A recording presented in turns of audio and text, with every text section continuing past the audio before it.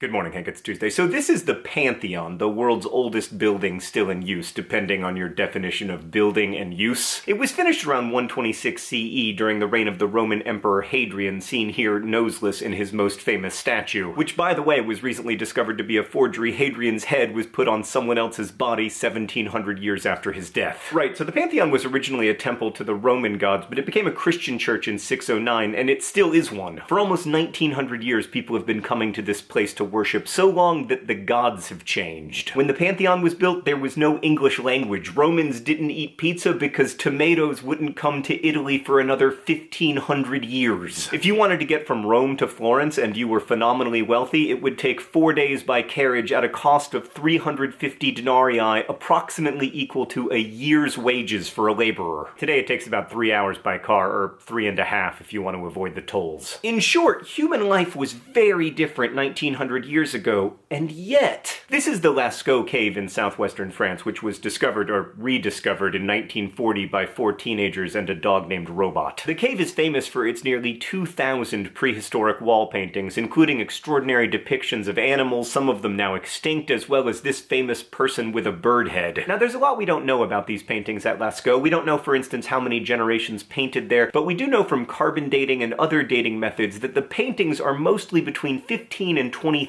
years old. 350 kilometers away, a group of cave experts found another cave full of extraordinary paintings in 1996. This one came to be known as the Chauvet Cave. And in many ways, these paintings are even more sophisticated than the ones from Lascaux. There's more action in them, like animals locking horns or drawn so as to intimate motion. And the Chauvet paintings are also arguably more detailed, but the Chauvet paintings are much older than the Lascaux paintings, like much older. Most of these paintings were made between 37 and 33,000 years ago, although a few were created during a second period of activity 31 to 28,000 years ago. That means the historical distance between Chauvet and Lascaux is approximately equal to the historical distance between Lascaux and now. And even more remarkably, the paintings in the Chauvet cave were created across thousands of years, meaning that that cave was almost certainly in use by the same community for longer than the Pantheon has been in use by us. We like to think that history moves in a line, from naive art to sophisticated art, from short, disease-ridden human lives to long and healthy ones, from poverty to abundance, from ignorance to knowledge. But the idea that history means progress is very new. Like almost all of the 250,000-year history of humans looks more like a sine curve than an ascending line. And whatever progress we've made toward justice or equality or shared prosperity is fragile because it's new. It's easy to forget that because the new is all around us, from broadband internet to Italian tomatoes to even the Pantheon. But all of that occurred in the last 1% of human history, which is maybe a reminder that a lot of what we think of as inevitable or natural about humanness really isn't. Inequality of wealth isn't natural, nor is anthropogenic climate change or political polarization. On the other hand, literacy also isn't natural, nor is freedom of speech, nor is it natural for Rome to be 3 hours from Florence. These conditions result from choices we've made collectively. Every day we're choosing what to value, what to worship, what to paint. And through the haze of history, the humans of the future will know us by the choices that we are making together right now.